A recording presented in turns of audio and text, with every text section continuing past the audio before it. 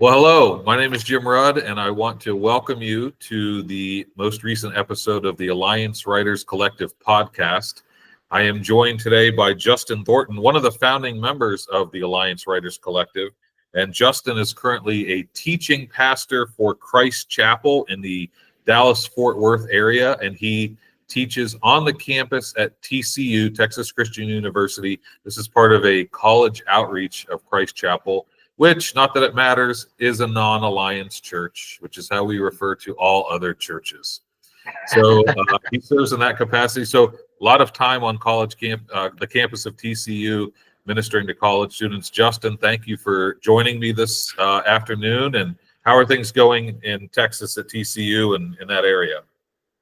Yeah, man, it's amazing. It's actually not one of it's the most unique thing I've ever been a part of, in that, half of the people that show up here on Sundays, we have 3 services on Sunday, half of them don't have a relationship with Jesus or a working knowledge of who Jesus is. They're just kind of coming from their Greek life meeting, and it's so unique. And it's not really, it is a church in a sense, because we do, we preach the word of God, but it's specifically an outreach in that we're kind of, our main job is to equip and empower students to make disciples on campus and evangelize on campus. So, like, for instance, in a month, we're taking 150 students. This is kind of crazy. I've never heard this before. 150 students to Belize on a missions trip, and many of them don't really know Jesus. Well, wouldn't consider themselves a follower of Jesus. They're just intrigued by the kindness of Jesus followers. They want to be a part of something. And so it's just a really unique ministry, and I enjoy just discipling students. I feel like the college age students they're just fun. Like, they're hungry, they're open, they're excited, and they're gonna go change the world somewhere. They're smart, they're capable, and they want to be discipled. Also, they have time to be discipled. I mean, this is, this as a local church pastor, like, people don't have time. They gotta take their kids to 19 soccer practices and 45 football practices, and you're like, you got time to be? I ain't got time to be discipled. These guys are like, you want tomorrow, like 11 o'clock? I'll be there. We can talk about the Bible. Great. It's just kind of PM. Yeah, PM too. Yeah, they love PM. So yeah, just a unique ministry, and it's a joy to be a part of it. Awesome. So, real quick, how long have you been in that role? This is still a little bit recent, right? Yeah, so this is my second semester. So I've been here for about 6 months, and everything goes based on the semester. So we don't have services over Christmas. They'll all leave for the summer, and we'll do other types of ministry over the summer. Gotcha. Okay. Awesome. So, speaking of time frames, it's been about 4 years since you published your first book, The Preacher, which I have a copy of right in front of me. The Preacher is a comprehensive guide from heart to pulpit. So I've read this book. I enjoyed it. I bought copies for every member of our preaching team at our church. I haven't made it required reading, but I have equipped them by providing it for them. And it's something we've at least talked about reading as a team someday and working our way through it. So tell me, 4 years since The Preacher's published, what's that been like? What did you learn? What would you do differently? Tell us a little bit about that. Yeah. Man, actually, those specific stories, like a local church wanting to train up like a teaching team, it's the whole reason I wrote it, because I wrote it because as a church planner, when you start a church, it's like you're it for 48 weeks a year until you figure it out, until you figure out how to train up others. And so I was trying to do that, as we try to build a church based on a team-centric church, a polycentric church. I was trying to do that, and it was just really hard. It felt hard with the books that we came up with. By the way, our classes, even at NIAC, I thought were amazing. As I look at the homiletics landscape, the art of preaching landscape, it's not that great in some of these other colleges, universities, even doctoral programs are like, they're not coming out with the practical wisdom and knowledge that we got. At the same time, we had textbooks that were pretty thick and non-accessible. So if I didn't have a Jeff Quinn or a Ron Welborn like really breaking it down, I was going to be in trouble. And I'm trying to train people who are, this is second career. They're working at a factory during the week. They're trying to put a message together next month and then we're going to give them a chance in the pulpit. And it just felt like I didn't have an accessible resource. So I just started to write things. And I wanted to write something for them that would help them. And this is not starting as a book. I'm just writing things down to teach. I wanted something that was not just accessible, but would help them be faithful to the text and faithful to clarity. Because that was like the main thing I saw. You know, when someone else preaches for you, it's almost more stressful, you know, if they're new, you know. If you're not sure about them, it's almost, I'm sitting on pins and needles the whole time. Like, what are they going to say? Are folks leaving the church after this? You know, but you're just thinking through these things. And the thing that I saw people struggle with the most is clarity, and then to like hold the hand of the text the whole way. Yeah. They say something about the text and then they leave for 35 minutes, take us through the woods and never come back. And so I wanted to write something that would help train people in those two specific categories.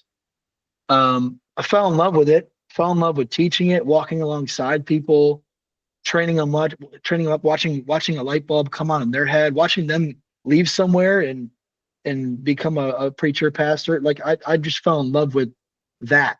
And I fell in love with, you know, women finding their voice and, you know, through these classes. And it's like, okay, well, hold up, maybe I should compile this. So that was kind of the origins of this thing, is like, okay, I've written all this over 8 years. Maybe I should put it together into something that is compelling. And so that's how it came about. That was the start of it. And that got me to like putting a manuscript on paper. So I'm not trying to sell this book for you, but okay. One of the things that I like about this book, and people always say, I hear this all the time, the three big names in homiletics are like Haddon Robinson, Brian Chappell, and Justin Thornton. I hear this everywhere I go. Come on now. What I like about this book is there are actual practical exercises interspersed throughout the book. So I just randomly opened to page 20, discussion questions. I mean, it's not a textbook, but there are practical steps about exegesis and how to formulate a sermon. It's going to ask you questions. You're going to have to respond. You employ some charts and graphs and things like that. So it's not a workbook by any means, but it's also not a book like you said that we grew up reading that's just ideas that you have to absorb. There's a little bit of, here's a chart on there you go, page 87. So it's a little interactive, as much as a book like this can be, and I appreciate that, and I think it helps people work their way through a little bit of putting a sermon together in the early stages. So is there anything you would do different now that it's been 4 years? Maybe it's time for the second edition. Yeah, and it said, my wife had said that before. Yeah, I mean, the first part, which is it's the heart, you know, so it's a comprehensive guide from heart to pulpit. I really wanted someone to be able to sit down with this book and eventually come up with a sermon by the end of it, like know what to do from beginning to end. And the beginning is your heart. I mean, it's if you don't have an abiding life, an anointed life, if your heart isn't in the right place, then what's the point of preaching? What's the point of getting up there in front of all sorts of people and saying, here's my unhealthy heart in front of you, and I'm trying to get acclaim or platform or something. So the beginning is about the heart, but the part of me introducing the heart is I was hoping that people gain the importance of the moment and the critical nature of the moment. I think one thing I would change a little bit is that while I think preaching is critical to the structure of the movement of God, I don't want people to think that preaching is the way to make disciples. I think preaching is a good, important, small step on the journey to make disciples. I think the proclamation of the word of God does lead movement. It does cast vision for movement. It does cast vision for the mission of God. But I don't want people to come away from this and go, well, just get up there, do a couple services on Sunday, and you've done it. Right. So it's a preaching book. So I did want to focus on the importance of it, but maybe I would shift some language in that first part if I was to be really practical and say, here's what I would change. Gotcha. So what was the process like? I think you said took you several years of just kind of like teaching this in a local church setting. You put it all together. You got a manuscript established. How did you go from manuscript to actually published and putting it in people's hands? Yeah, I mean, this was a mystery. Like I'm just writing stuff down, and this is the good thing about like a church planner or an entrepreneur is like they think they can just do anything. We're just like we can do that. Here we go. And if you like SDI terms and you're part of the alliance, I'm a red green. Red greens literally think they can do anything. They wake up, they're like, I could coach the Eagles to the Super Bowl tomorrow. What's the problem here? Go Birds. So yeah, for me, I finished it and then I just had a really big now what moment because I did research along the way. But there was a now what moment because I had sent in my 3 chapters and my proposals. I was told do that first. And so I got Steve Lobb's book of like all the accessible publishers, and I picked like 10 to 12, and I sent out 10 to 12 proposals, to which I got a big old wow, like, no, we're not touching you. You're not famous. You're nobody important. We don't want a niche preaching book, a preaching training book. Why the heck would we want to do that? It's going to sell like 5 copies. So these are some of the emails that I'm getting back. Now I'm still red green, so I'm like, whatever, we got this. And I got on the phone with Rob Reamer, one of our Alliance Writer Collective people, wrote Soul Care and some other books. One of our friends, and he just broke it down really simple in a Rob Reamer type way, which was, buddy, you're not famous. You have no platform. Your social media is not that great. So here's what I think you do. I think you should self-publish.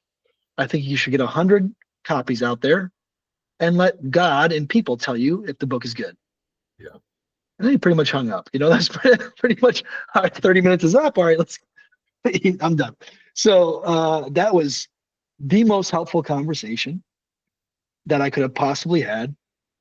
And so I started to look into this self-publishing thing. And it just so happened to be at the intersection of one of the greatest times to be self-published author. So I had 2 people edit it, 2 people that I really trusted that were good. I just so happened to have an administrative person on staff that wrote speeches for big name people, in corporate America and McDonald's and all around the world. She wrote speeches for people. So it's like, yeah, she's got this. And I got another more technical person. And so I just combined them, paid them some money. They edited it.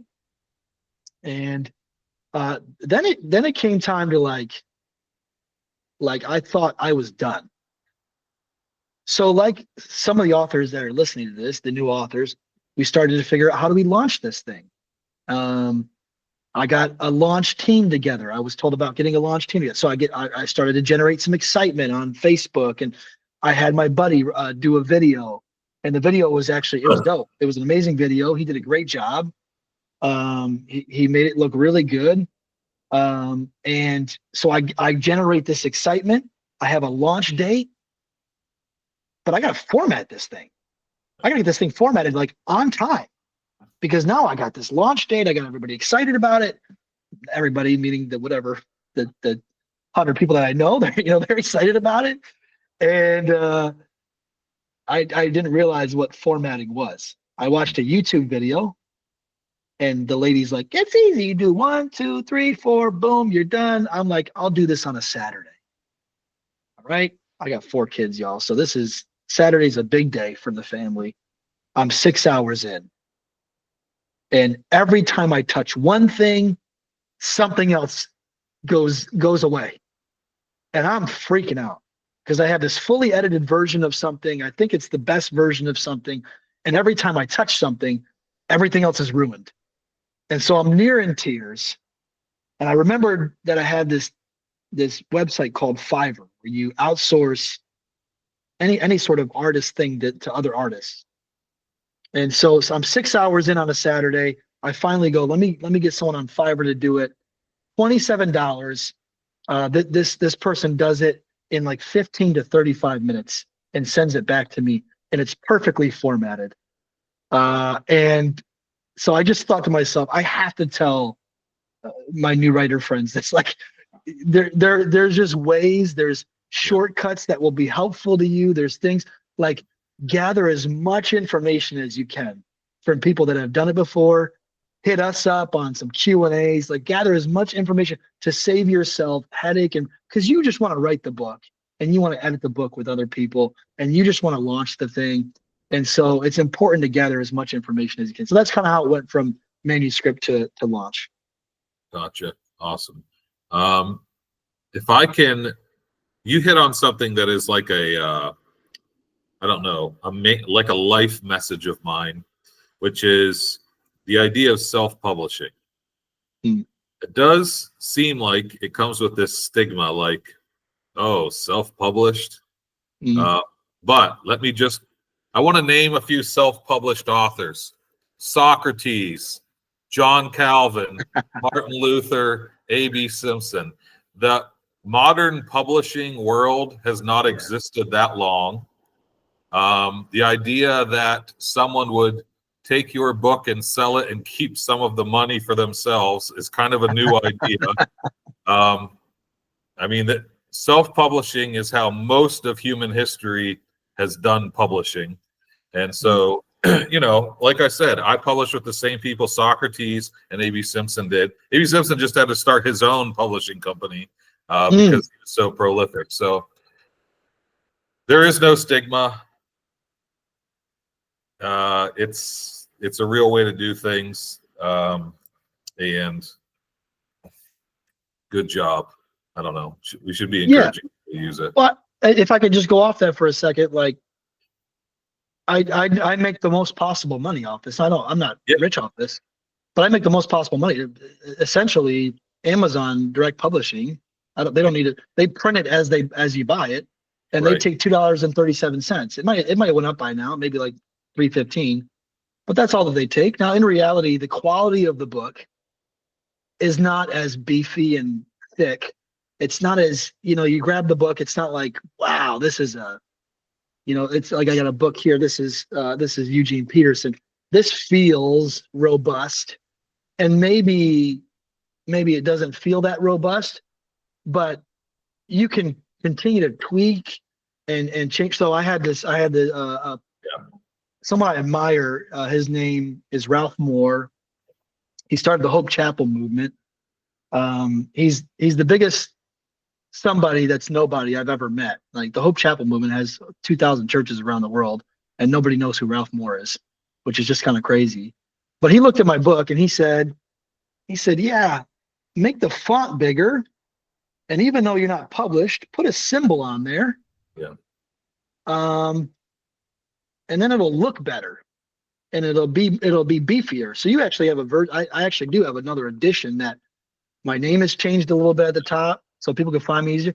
It has a logo that I created. It just looks more official, but you can do that with self-publishing. You can tweak and change and edit the manuscript a little bit. You can do a second edition without buying 6,000 more books. I mean, there's so many benefits to self-publishing. Yeah. And most of us will probably have to go that route anyway, because you're not going to be touched by a major publisher. Yeah, right. And that's okay, because we're doing all the work anyway. Right. So, okay. So you have a second book that you're working on and putting together called The Priesthood. I guess I want to ask two questions. You can answer these in whatever order you would like. First, I would love to hear about the book and the priesthood and what the vision behind that is. But also, this is your second time through. What's it like doing this a second time, having all the knowledge you gained the first time? Yeah, I mean, the second time, I think my expectations are even better.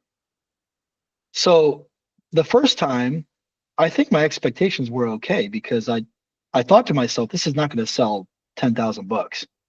You know, a training book is not going to sell 10,000 books, especially in the first whatever amount of years, and especially because I'm not famous. So my expectations were, I think, healthy, and therefore, when it did what it did, and I'm not some best-selling author, and everybody does know Haddon Robinson, and everybody does not know me. I think he rolled over in the grave when you said that about, he's about to be exhumed over that comment. But the point is, like, this past year, I'll just give you, it sold 125 copies, and I looked at that and I was like, Yeah. oh shoot, I'll take that. Yeah. 4 years in, I was like, oh, that's amazing. Now, most authors are not looking at it and go, that's amazing, and that's okay. I look at it and go, 125 people, I think, are being trained to proclaim the word of God in a healthy way, in an exegetical way, in a homiletical way. Like, for me, that blew away my expectations. It's almost like when you go to the gym to play basketball. Like, you want to miss a few free throws first. You want to look like a dunce. You don't want to roll up in there Nike head to toe and hit them with a good layup. You want to know, hey, have low expectations of this whole situation. So I actually went into the author realm that way. Like, this might just sell 50. And if it did, I think that's actually a question that somebody asked me. If it just sold 50, but it was faithful and good, and God told you to, it was obedient, would you be happy with that? Because then you should continue to write the book. And my answer to that was, yeah, if it did 50, I'm writing this thing anyway. This is part of my life. It's happening. So if it sold 50 and it was obedient and Jesus told me to, then I'm just going to do it. And then he's in charge of the outcome. Now I ask every author that, like, when they're like, I'm 3 chapters in, should I keep going? Well, is God calling you to it? And if it only was faithful to this level, like, is it okay? Are you good? Yeah, I'm good. Well, then keep going. Like that. That for me was really important. So now I'm going into this one. My expectations are a little bit different because it's not a niche book anymore. The audience is not just pastors or preachers or second career teachers and preachers, but it is the masses of those who follow Jesus. So the book is called The Priesthood. The Extraordinary Calling of the Ordinary is the subtitle, something like that. It'll be tweaked by then, but and really, it came out of my study of the priesthood in general. Like, what does God mean, and what did Peter mean from the priesthood of all believers? Where did Peter get it from? And then kind of that study, like, I was in the middle of studying that. I was teaching somewhere and preaching somewhere, and I'm studying this thing, and there was this one sermon that impacted me. Sometimes those are the best ones, I think. Like, when you're studying something and you're just like, God is just downloading stuff into your heart and soul, and you can't wait to teach and preach it. And the message was on the book of Exodus, when Jethro comes in and tells Moses, you're whack. Stop. Like, what are you doing? Why are you trying to do everything? You're sitting on a dang throne from 8A to 8P. You're exhausted. You're the center of the whole entire universe. Distribute, to good, godly people, leadership. Let them lead. Hundreds, 50s, thousands. Give it out. And so he does that off the note of his father-in-law. And the very next chapter is when God says, I will make you, like, because of this faithfulness, because of what I'm going to do here, I will make you a nation of priests. And for me, that was a big moment. Like, okay, that's where Peter gets it from. Peter's not making up this idea. He's receiving this idea. It's a fulfillment of what God said he wants his people to be. And so what does that mean practically? Well, I'm putting away pillows with my wife one day. Any married man knows this. There's like 45 pillows on the bed. You don't know why, but we're putting away pillows, and we're talking about her day, because she's a nurse in the NICU, and she, without sharing names, is just talking about these people that she got to sit with in their pain, these people that she's praying for, these people who might lose their child, these people who are just looking for hope, and she has a living hope inside of her, and she's speaking over these people. I'm thinking to myself, she's the priest. She's the priesthood of all believers, and she has access to these folks. I mean, they won't even let me on the floor. They're not going to be like, yeah, come on into the NICU. No, it makes no sense for her to go, hey, my husband's a pastor. Let's go to his church down the road. No, she's the priest. She's been given the Holy Spirit. She's been given the calling. And so it's about the extraordinary calling of the ordinary, that God has from the beginning picked ordinary people. He's filled them with his Spirit. He's given them an extraordinary calling, and it's formatted as the extraordinary calling to their people, their place, and their platform. So it ends up being practical by the end of the book. Hopefully, I'm about 6 chapters in at this point. And I think I'll be able to finish it this summer as things die down a little bit here, and I have a little bit more capacity early mornings to churn it out. But I'm really excited about that. I think like I've been studying, again, as a church planner, I've been studying movements for, like, how does a movement happen? How does Christ's movement push forward? Well, obviously discipleship. And so this is kind of discipleship with a different skin on, that you are a priest, whoever you are, wherever you are, to your people, your place, and platform. And I hope it kind of gives a vision to the church, and movement of God can continue to move forward, even if it's just a small little book in the grand nature of discipleship books. Okay, so you're hoping to finish that this summer.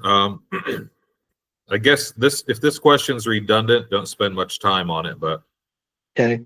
once you have the manuscript done, what will you do different this time? Yeah. Oh, already I did something different this time, which means I didn't wait till I finished it to get an editor involved. Okay. Like the same gal that edited the last one, I've already invited into the first 4 chapters, because I needed to value someone else's input early. I've already invited family into it. My wife's speaking into it. My father is writing a small group guide along with it at the same time. So I'm already doing different things, because I just feel like it just takes a team. It would have, the preacher would have been better if I had a team. If while I was writing it, because I did end up doing a Spanish version of it. If I invited Carla Calderon, who did the Spanish, if I invited her earlier into the process, it would have been better. Like, just inviting a team in earlier, I think, is what I am doing different, and what I would do differently. Okay. And what's your hope for the priesthood? You did kind of address this, but what kind of impact would you like to see it have on people's lives? Yeah, in the same way, I hope the preacher, like, just helps people preach, and preaching teams thrive, and church planners have breaks, and bivocational church planners have a way to preach. Like, in the same way, I just want, like, it to help people. I want this book to just help people.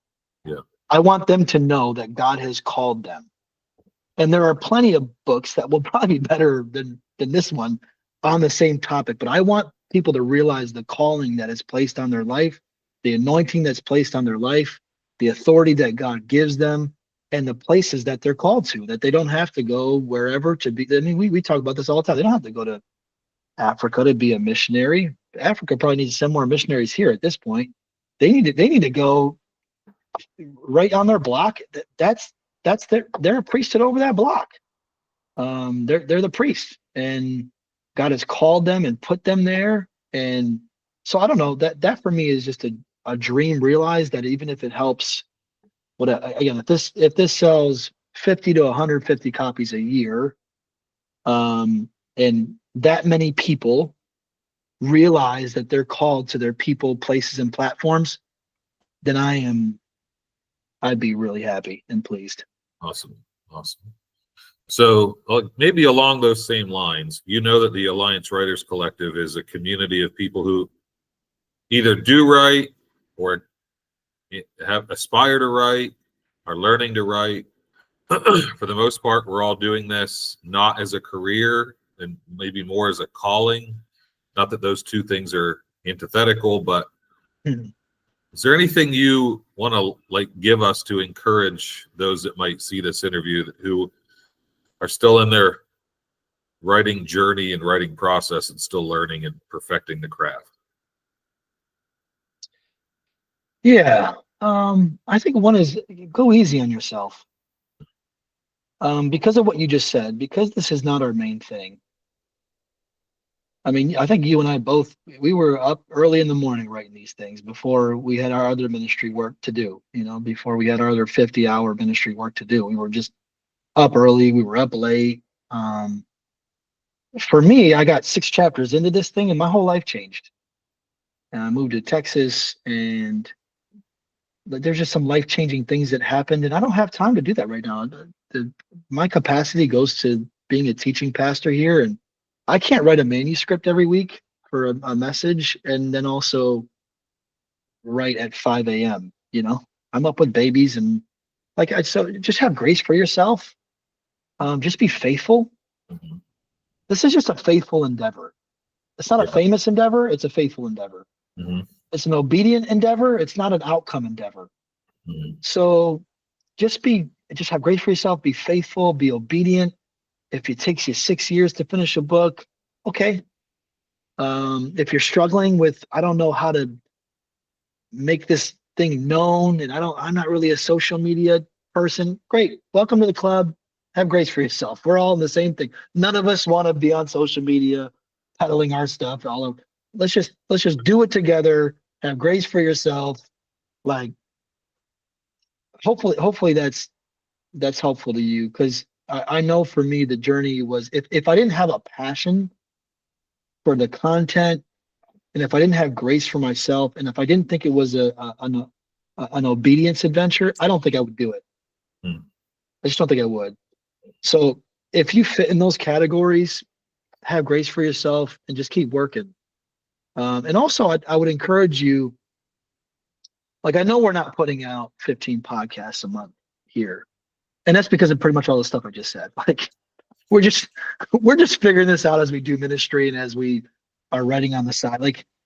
But utilize the people here. I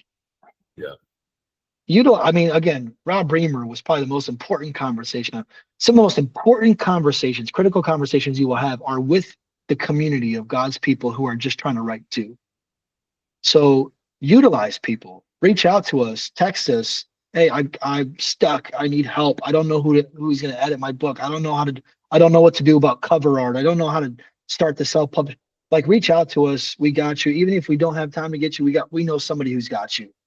And also, that means the generosity, the generosity of a reamer, is inspirational to all of us. And people like Michelle have said, if you need help, just the generosity of our community will help us thrive together. So thank you for those of you who are being generous with your time, and also, lean on this community a little bit. I appreciate that. Just hearing that again, I've heard you say that in the past, but hearing it again, we're not trying to crank out commodities to move. This is the overflow of our life with Jesus. Right. For some of us, this is just a way to fulfill our calling. It's a way to communicate the voice of God. But it's not, this is not quantity over quality. Right. We want, so if it takes 6 years, that's great. A.W. Tozer wrote The Pursuit of God during one train ride from Chicago to Texas. I always felt like a failure compared to that. Like he wrote on his knees in a train car, wrote the whole book. Don't compare yourself to that. Please don't. Yeah. And also nobody appreciated it until he died. So that's true. Yeah. Right. All right. Well, Justin, I really appreciate you joining me and everything you shared, and be praying for the priesthood. Looking forward to getting it when it comes out. I'll pay for it. No need to send me a free copy. I know you were wondering that. Oh, you know what though? Can I make a note there? Yeah. That was also one of the more important things I did. Okay. Was I took seed copies. I forget where I got this idea. I put them, because you can buy author copies for $2 to $3 off of Amazon when you first start publishing it. And I took those and I sent them to 30 different people who I felt like would actually care about it. I put it in a little gift box. Like I bought these little black boxes, put little things inside of it, little trinkets inside of it, and wrote a handwritten note to them, thanking them for offering their time. And I just sent these boxes all over the country, and it cost me a little bit of money. But again, we're not in this for money. So I think those seed boxes were really important, and I thought it was a really good idea, which doesn't originate with me, but is a good idea. Yeah, awesome. That is a great idea. Well, thank you, Justin. I'm going to let you get back to sanctifying Cowboys fans. Go Birds. Go Birds. So, all right. Thank you very much. And thank you, Alliance Writers Collective, for checking out these podcasts. We'll try to get back on the ball with these. Take care. All right. Goodbye.